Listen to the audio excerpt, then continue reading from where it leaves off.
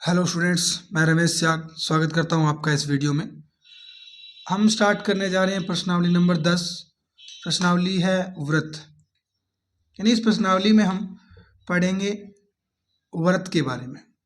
व्रत और व्रत पे स्पर्श रेखाएं, पूरा का पूरा टॉपिक इन्हीं दो चीज़ों पे है। 10.1 में हम पढ़ेंगे व्रत की स्पर्श रेखा।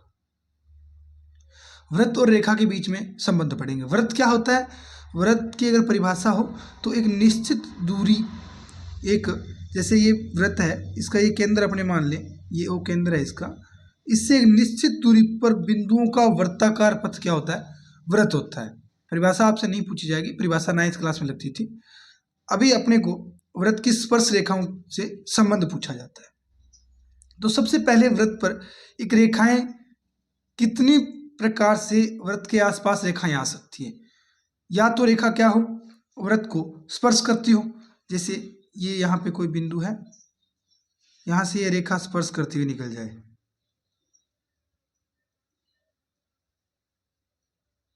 एक कंडीशन तो ये बनती है। ये क्या है? स्पर्श रेखा।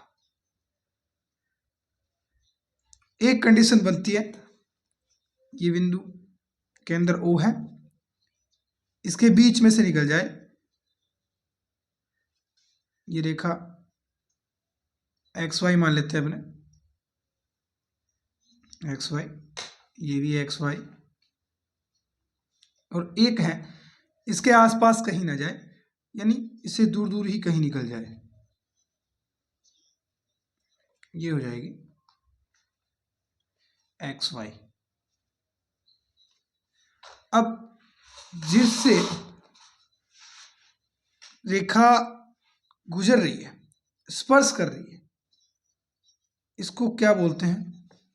जिस बिंदु पे स्पर्श करे उसको क्या बोलते हैं? उसको बोलते हैं स्पर्श बिंदु। क्या बोलते हैं? ये हो जाएगा अपना स्पर्श बिंदु। इस बिंदु को नाम दे दो P, नाम दे दो एक बार।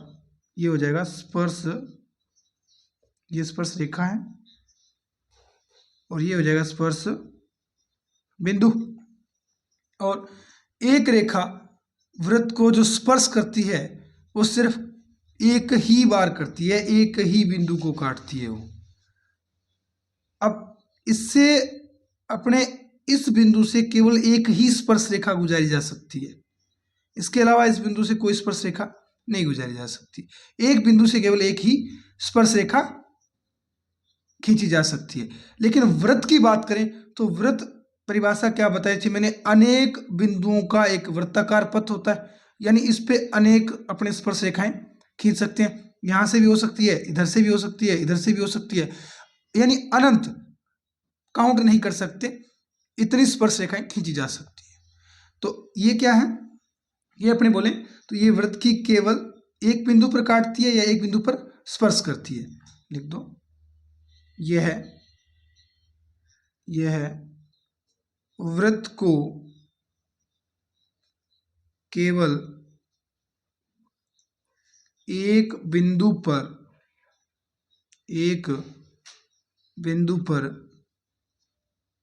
स्पर्श करती है या काटती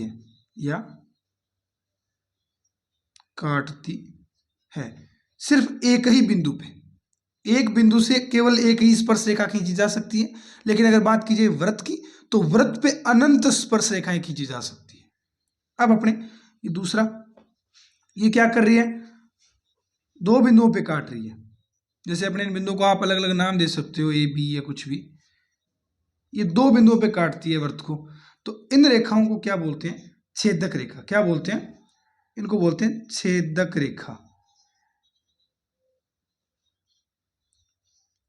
क्या बोलते हैं? छेदक रेखा। ये दो अलग अलग बिंदुओं पर काटती है। लिख दो इसमें, ये दो, ये है दो अलग अलग बिंदुओं पर, अलग अलग बिंदुओं पर काटती है। नेक्स्ट, नेक्स्ट अपना है जो दूर से जा रही है, इसको क्या बोलते हैं अपने, इसको बोलते हैं अप्रतिच्छेदी रेखा। यानी जो ना स्पर्श करती हो और ना काटती हो उसको क्या बोलते हैं, अप्रतिच्छेदी रेखा। अप्रतिच्छेदी अप्रतिच्छेदी रेखा क्या बोलते हैं इसको, अप्रतिच्छेदी रेखा। ये ना ही तो स्पर्श करती है और ना ही काटती है, ये ना ही स्पर्श करती है और ना ही काटती है। ये ना छू के जाती है व्रत को और ना व्रत को छेदक करके जाती है, ये दूर ही रहती है व्रत से, इसका व्रत से कोई लेना देना नहीं होता। अब अपने इस प्रश्नावली में ये तो था इतना बेसिक, इन रेखाओं के बारे में जानना था, कौन सी रेखाएं स्पर्श रेखा होती है, कौन सी छेदक रेखा होती है और कौन सी अप्रतिच्छेदी रेखा होती है। एक चीज बेसिक में ये आती है कि एक व्रत पर कितनी रेखाएं खींची जा सकती है, स्पर्श रेखाएं। तो स्पर्श रेखाएं एक बिंदु से केवल एक खींची जा सकती है, लेकिन अगर व्रत की बात की जाए तो व्रत से अगिनत यानी अनंत स्पर्श रेखाएं खींची जा सकती है। अब अपने इस प्रश्नावली में जो इंपॉर्टेंट चीज है वो है एक प्रमेय। 10.1 के लिए सिर्फ एक प्रमेय लगती है, 10.2 के लिए एक अलग प्रमेय होगी, यानी 10.1 पूरी की पूरी एक प्रमेय से हल हो जाएगी। और ये प्रमेय एग्जाम के अंदर आपको सिद्ध करने के लिए भी आ सकती है। वेरी वेरी इंपॉर्टेंट प्रमेय है। समझते हैं प्रमेय के बारे में। प्रमेय क्या है, प्रमेय हमें दी गई है, प्रमेय 10.1 है, वृत्त के किसी बिंदु पर स्पर्श रेखा स्पर्श बिंदु से जाने वाली त्रिज्या पर लंब होती है। यानी जो स्पर्श रेखा है, वो जो स्पर्श बिंदु है उससे जो त्रिज्या बन रही है, वृत्त की त्रिज्या प्रत्येक बिंदु से होती है और वृत्त की त्रिज्या समान रहती है चाहे कहीं से मापो। तो यानी जो त्रिज्या स्पर्श बिंदु से बनेगी वो त्रिज्या उस स्पर्श रेखा पर लंब होती है, ऐसा प्रमेय में हमें कहा गया है। ये प्रमेय वेरी वेरी इंपॉर्टेंट प्रमेय है, मोस्ट इंपॉर्टेंट। ये आती है एग्जाम में, डायरेक्ट इसकी उपपत्ति पूछी जाती है। मोस्ट इंपॉर्टेंट प्रमेय है, ये आपको एकदम अच्छे से तैयार करनी है। अब अपने इसमें जो कहा गया है उस प्रकार एक वृत्त बना लेते हैं। हमें क्या कहा गया है कि वृत्त है एक, उस पर एक स्पर्श रेखा है और त्रिज्या भी है। तो सबसे पहले अपने क्या बनाते हैं, वृत्त बनाते हैं।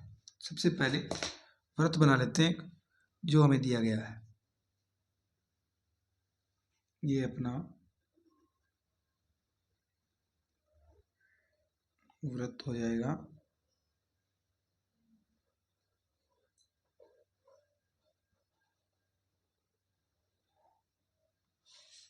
ये अपना वृत्त हो गया। अब इस पे केंद्र मान लेते हैं, क्या है, सबसे पहले अपने मान लेते हैं ओ केंद्र है, और यहां पे कोई रेखा ये स्पर्श करती है, स्पर्श रेखा बना लेते हैं।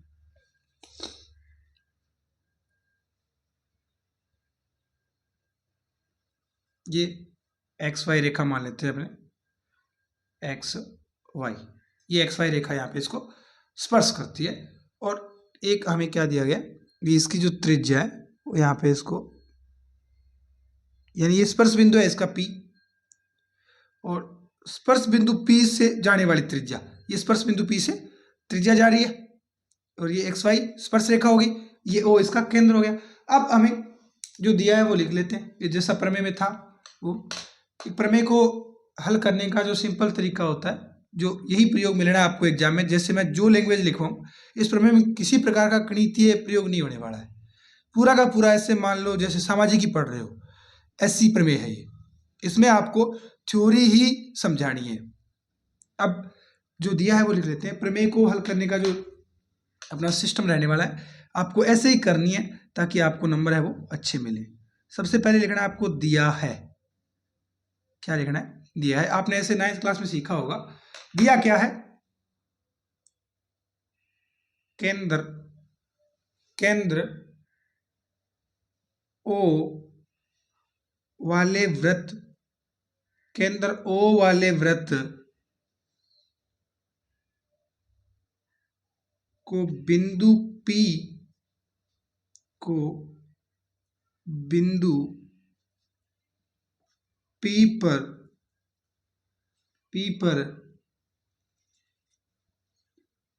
एक स्पर्श रेखा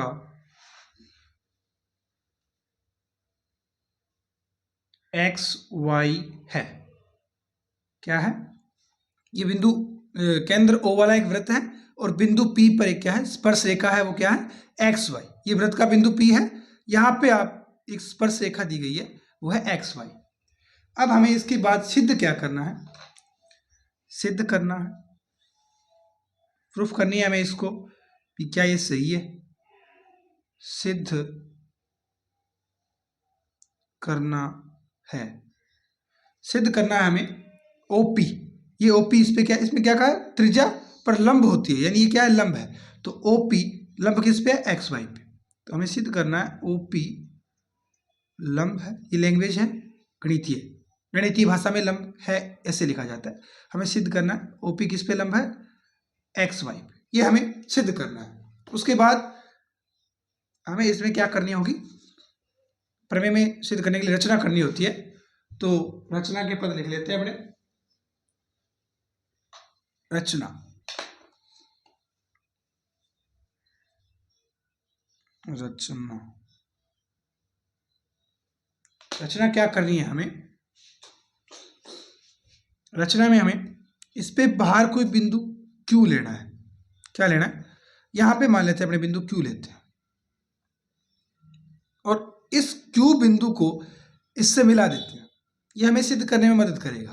क्यों मदद करेगा? क्योंकि हमें लंब क्या होता है, अगर किसी जगह से आपसे दूरी पूछी जाए तो क्या एक सीधी दूरी हमेशा कम होगी या फिर आप टेढ़े मेढ़े जाओगे वो दूरी कम होगी? यानी जो दूरी एकदम सीधी होगी, जो एकदम बिल्कुल स्टिक सीधा नाक की चोट जाओगे, वो क्या होगा, सबसे कम सफर होगा। तो ऐसी ही कंडीशन यहाँ पे है। अगर इस दूरी से एकदम ये न्यूनतम दूरी है ना, तो ये इस पे क्या होगी, लंब होगी। और लंबवत दूरी हमेशा ही क्या होगी, सबसे कम दूरी होगी। तो आपको इसमें और कुछ नहीं सिद्ध करना, बातों बातों में ये सिद्ध करना है कि ये OP दूरी है ना, वो सबसे कम दूरी है।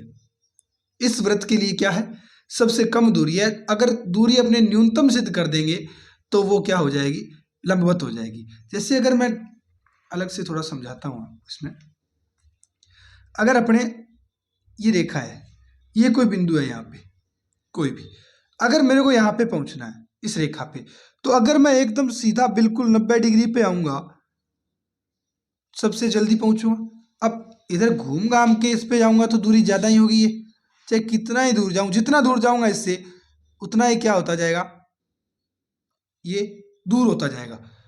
सीधा बिल्कुल सीधा आया, रेखा पे जल्दी पहुंचा। और अगर टेढ़ा मेढ़ा आऊंगा, यहां से चल के यहाँ पहुंचूंगा तो दूरी ज्यादा होगी। वही बात यहाँ पे है। हमें यह सिद्ध करना है कि सबसे कम, और जो सबसे कम दूरी होगी वो क्या होगी, इसके लंबवत होगी। जो सबसे कम दूरी होगी वो लंबवत होगी। तो हमें इस दूरी को कम सिद्ध करना है, तो ये बिंदु Q बाहर का एक लेना पड़ेगा। तो Q बिंदु हमने जो किया है वो लिख लेते हैं। रेखा XY पर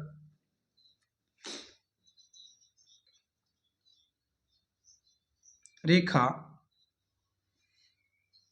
XY पर रेखा XY पर पहले से बिंदु P था, बिंदु P के अतिरिक्त बिंदु P के अतिरिक्त बिंदु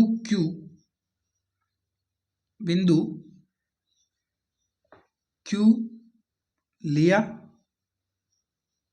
बिंदु Q लिया और क्या किया, इसको O से मिला दिया। क्या किया हमने, लिया तथा OQ को मिला दिया, लिया तथा OQ को मिलाया। जो हमने किया है वही लिखना और कुछ एक्स्ट्रा नहीं लिखना। OQ को मिलाया। इसके बाद हमें क्या करना है, उपपत्ति। अब हमें क्या करना है, ये स्टेप बिल्कुल ऐसे कैसे लिखना है ताकि एग्जामिनर वो इससे प्रभावित होता है और आपके नंबर नहीं काटता। अच्छे नंबर देता है। अब हमें क्या करना है, उपपत्ति करना है। तो उपपत्ति कैसे करेंगे, हम जानते क्या है इसमें, एक्स वाई क्या है, एक्स वाई इस वृत्त पर एक स्पर्श रेखा है तथा पी वृत्त से स्पर्श बिंदु है, तो ये लिख देते हैं एक्स वाई वृत्त पर एक एक्स वाई वृत्त पर एक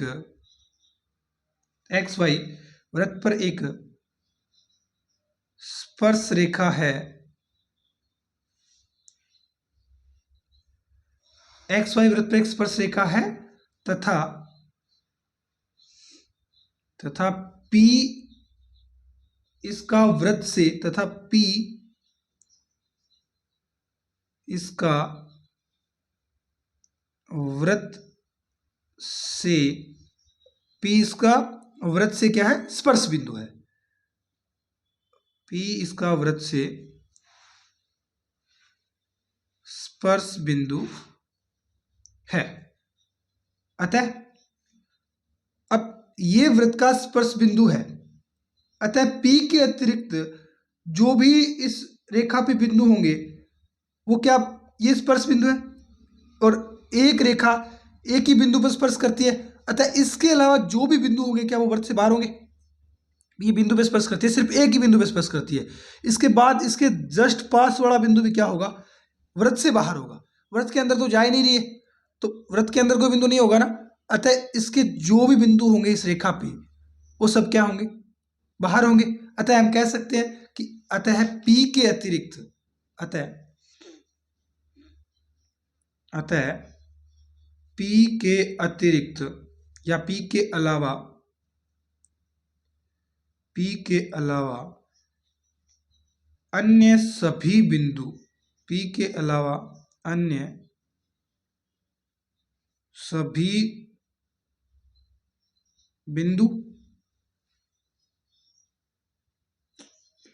जो एक्स वाई रेखा पर है, जो एक्स वाई रेखा पर है, वे वृत्त के बाहर होंगे। अतः हम कह सकते हैं बिंदु Q वृत्त के बाहर स्थित है, ये अन्य बिंदु है P के अलावा, अतः बिंदु Q वृत्त के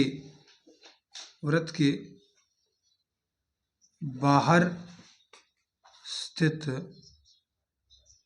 है। अतः बिंदु क्या है, वृत्त के बाहर स्थित है। तो अब बाहर स्थित है यानी ये त्रिज्या से बड़ा है, अतः हो क्या जाएगा, अतः ये OQ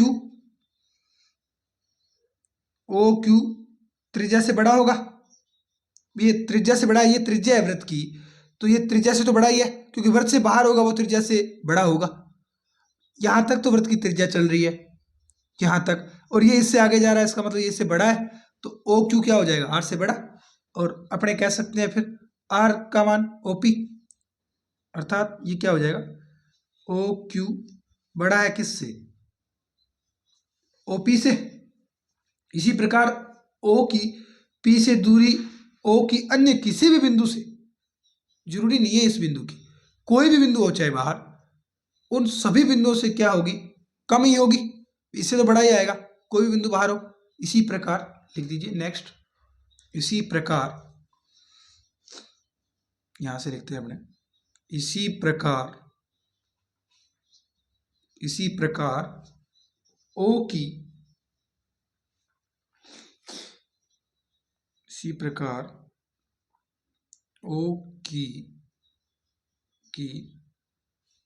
दूरी O की अन्य किसी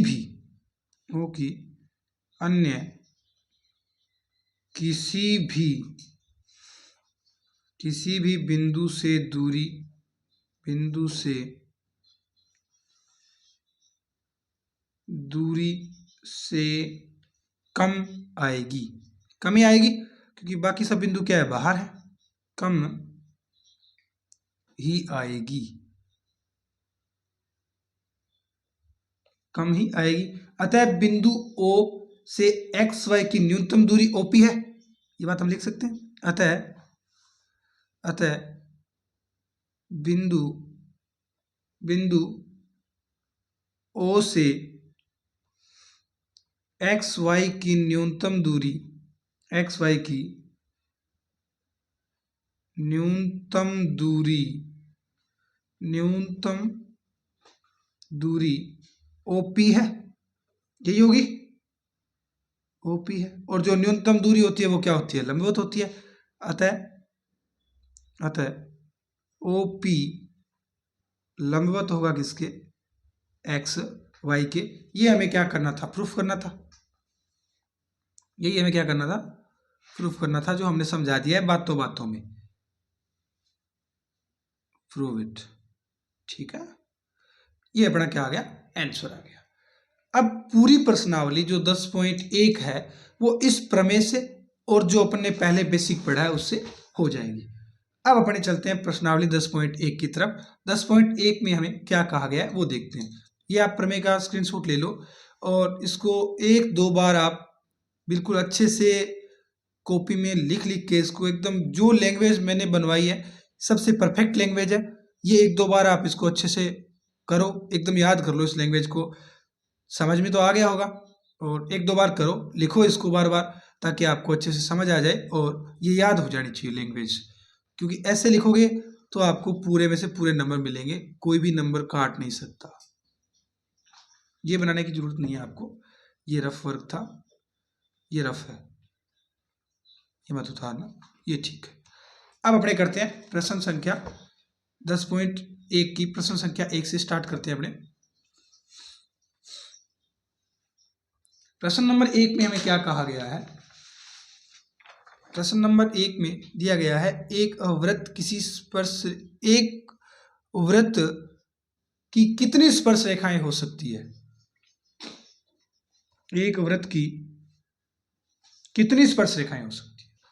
अभी मैंने समझाया था थोड़ी देर पहले बेसिक में ये बात, तो लिखते हैं अपने प्रश्न नंबर 1 का आंसर लिखते हैं। एक वृत्त की पूछा एक वृत्त की कितनी स्पर्श रेखाएं हो सकती है, तो अपने लिखते हैं 10.1 कर रहे हैं, 10.1 प्रश्न नंबर 1 हो गया। एक वृत्त की अनंत स्पर्श रेखाएं हो सकती है, अनंत स्पर्श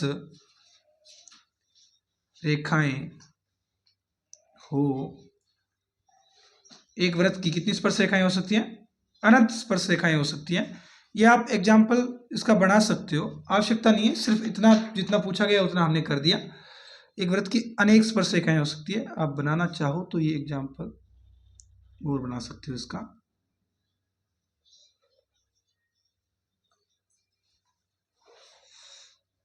इससे अनेक स्पर्श रेखाएं आप गुजार सकते हो, जैसे एक यहां से गुजार दो,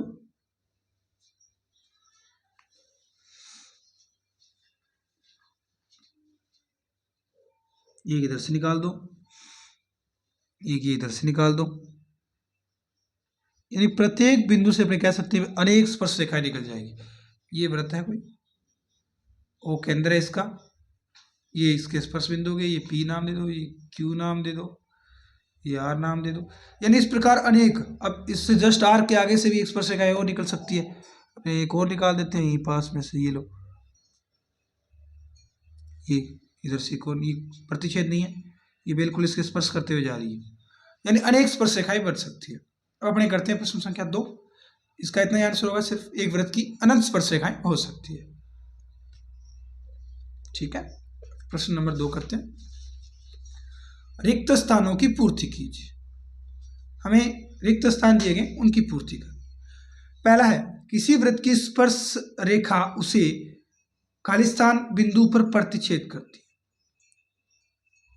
अब कितने बिंदु पे स्पर्श करती है, एक वृत्त की स्पर्श रेखा है वो हम जानते हैं कितने बिंदु पे, वो सिर्फ केवल एक बिंदु पर स्पर्श करती है, केवल एक बिंदु पर, केवल एक बिंदु पर स्पर्श करती है। एक बिंदु से केवल एक ही स्पर्श रेखा खींची जा सकती है, तो एक स्पर्श रेखा केवल एक ही बिंदु पर स्पर्श करती है। दूसरा, वृत्त को दो बिंदुओं पर प्रतिच्छेद करने वाली रेखा को क्या कहते हैं? अभी थोड़ी देर पहले आपको लिखवाया था, वृत्त को दो बिंदुओं पर काटने वाली रेखा को छेदक रेखा कहते हैं। क्या कहते हैं? छेदक रेखा। क्या कहते हैं? छेदक रेखा। प्रश्न 3, एक वृत्त की खालिस्तान समांतर स्पर्श रेखाएं हो सकती है। कितनी समांतर स्पर्श रेखाएं हो सकती है? कोई वृत्त हो, उसमें जैसे इस वृत्त में इसके बिल्कुल सम्मुख, इसके बिल्कुल सामने समांतर क्या होती है, जिसमें प्रत्येक बिंदु पर दूरी क्या हो, समान हो, तो इसके बिल्कुल एकदम समांतर कितनी होगी? सिर्फ एक ही रेखा होगी। तो कितनी हो सकती है? एक ये और एक ये। कितनी हो सकती है टोटल समांतर रेखाएं? दो। इनके अलावा कोई समांतर रेखा नहीं हो सकती। ये दो ही आपस में समांतर हो सकती हैं। तो कितनी रेखाएं हो जाएगी?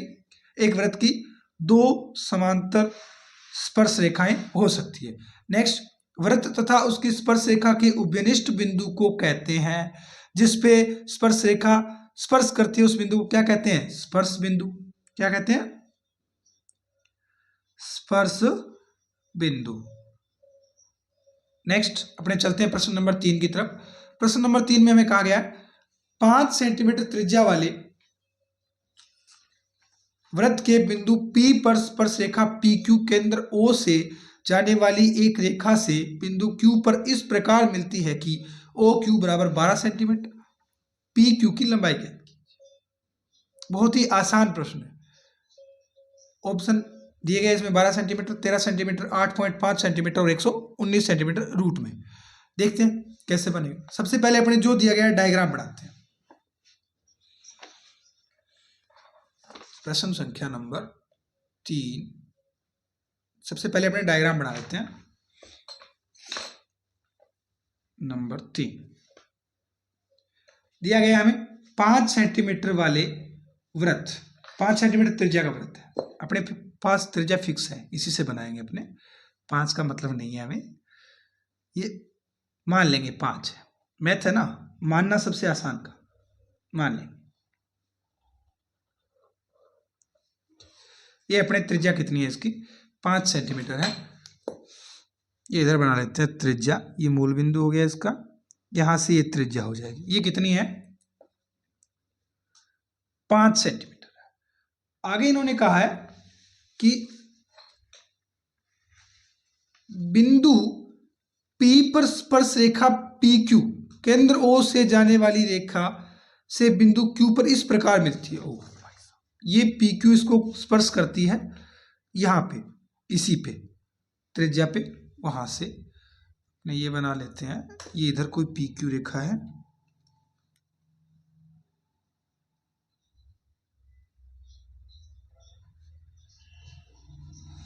ये P पे स्पर्श करती है और ये Q हो गया।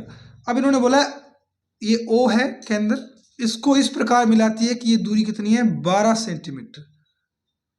कितनी है? 12 सेंटीमीटर।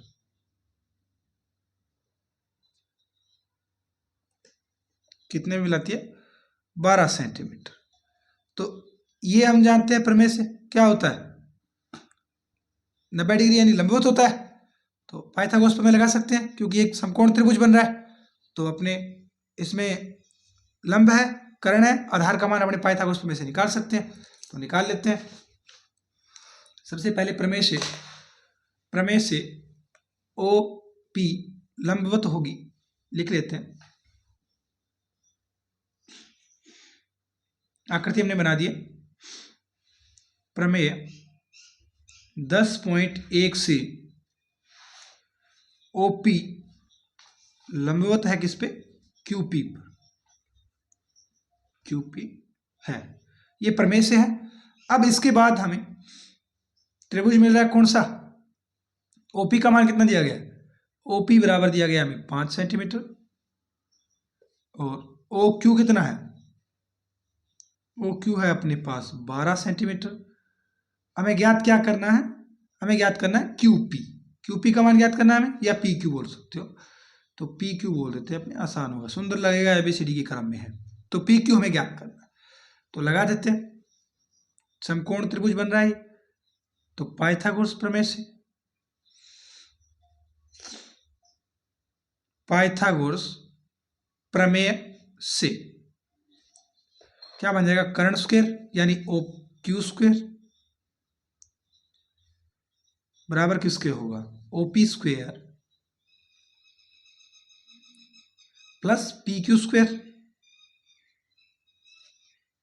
मान रख देते हैं जो है, इसका मान कितना होता है 12 का वर्ग बराबर ओपी का मान कितना है 5 का वर्ग प्लस पी क्यू का मान कितना है नहीं पता, तो पी क्यू रख लेते हैं इसका वर्ग। 12 का वर्ग हम जानते हैं कितना होता है 144 बराबर 5 का वर्ग कितना होता है 25 प्लस पी क्यू का वर्ग। 25 इधर प्लस का है, दूसरी साइड किस में जाएगा माइनस में, तो ये अपने पास बन जाएगा पी क्यू का स्क्वायर बराबर, ये दोनों इस साइड ले आते हैं 144 माइनस 25। अब 144 में से 25 जाएगा तो ये अपने पास बन जाएगा 120 गया 24 और 5 जाएगा 19, ये कितना बन जाएगा 119। तो पी क्यू बराबर क्या बन जाएगा, वर्ग हटाएंगे इधर रूट लग जाएगा अंडर रूट 119, ये अपना क्या हो जाएगा इसका आंसर हो जाएगा। तो विकल्प कौन सा है इसमें, विकल्प है डी, अतः विकल्प डी सही उत्तर होगा, अतः विकल्प डी सही उत्तर होगा, अतः विकल्प डी क्या होगा सही उत्तर होगा। प्रश्न नंबर 4 देखते हैं। प्रश्न नंबर 4, एक वृत्त खींचिए और एक दी गई रेखा के समांतर दो ऐसी रेखाएं खींचिए कि उनमें से एक स्पर्श रेखा हो तथा दूसरी क्या हो छेदक रेखा हो। तो हमें एक वृत्त बनाना है और एक रेखा दूर है वृत्त से, उसके दो रेखाएं हमें ऐसी खींचनी है जो क्या हो एक स्पर्श हो और एक क्या हो छेदक हो। तो बना लेते हैं, तो बहुत आसान है। सबसे पहले प्रश्न नंबर 4, प्रश्न नंबर 4, एक वृत्त, तो सबसे पहले तो वृत्त ही बनाते हैं। ये रहा अपना वृत्त,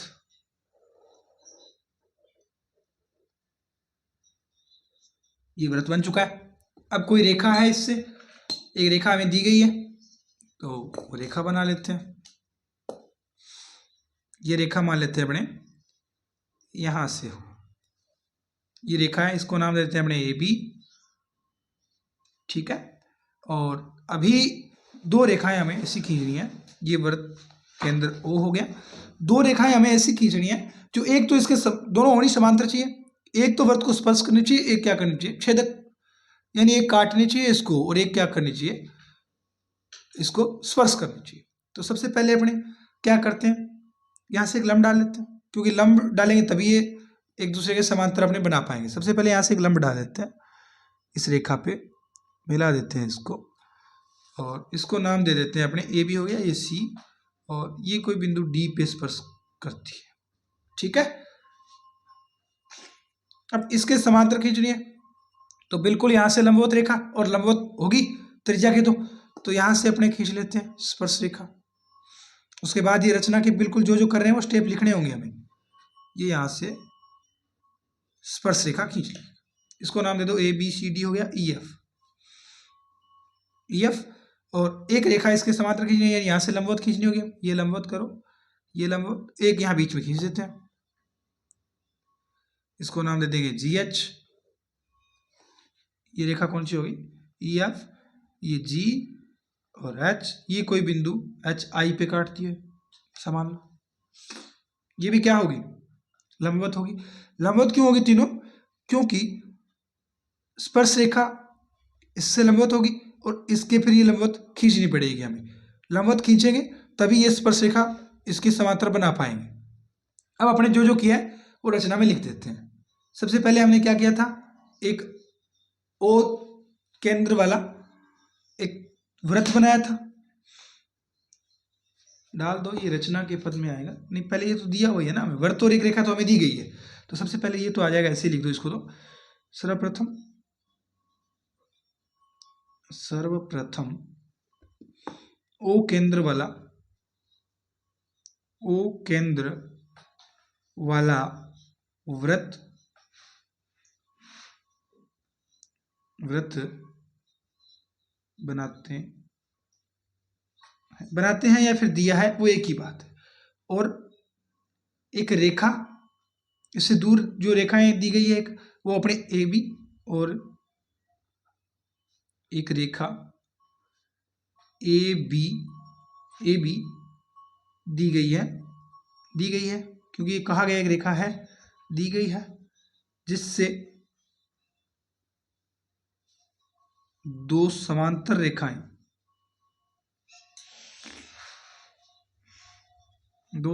रेखाएं एक स्पर्श और एक छेदक रेखा खींची, एक छेदक रेखा खींचेंगे। ठीक है, अब रचना के पद लिखते हैं। हमने क्या क्या किया वो लिख देते हैं। रचना, अब हमने जो किया था, क्या किया था, सबसे पहले अपने ये लंब डाला था। सबसे पहले हमने क्या किया था, ये ए बी रेखा पे ओ सी लंब डाला। सर्वप्रथम ये फर्स्ट पद में लिख दो। सर्वप्रथम रेखा ए बी पर ओ सी लंब डाला, ओ सी लंब रेखा खींची। दूसरा पॉइंट क्या है, स्पर्श बिंदु डी वृत्त के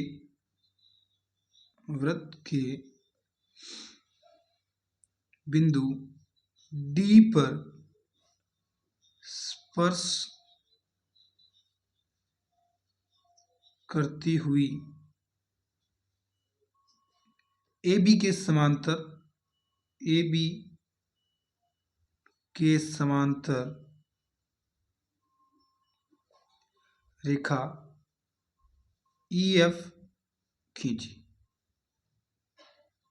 नेक्स्ट क्या किया, इसको बिंदु एक रेखा, इससे समांतर रेखा एक जी एच बना दी। ये बिंदु किस पे बने, कहाँ पे काटती है, आई पे। इससे बिंदु आई पर लंबवत ए बी के समांतर